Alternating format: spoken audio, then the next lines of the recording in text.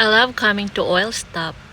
It's a drive-through oil change, and when you get here they will serve or they will offer you coffee, cold water, hot chocolate, which I got the hot chocolate, hot cider or tea, or soft drinks.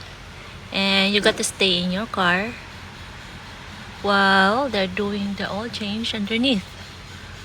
So, and they are very polite and super mababait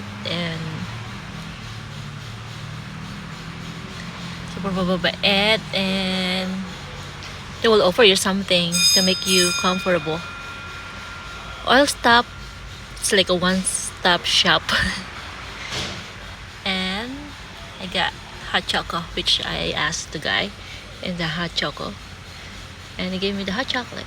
There you go. Then I got to stay in my car.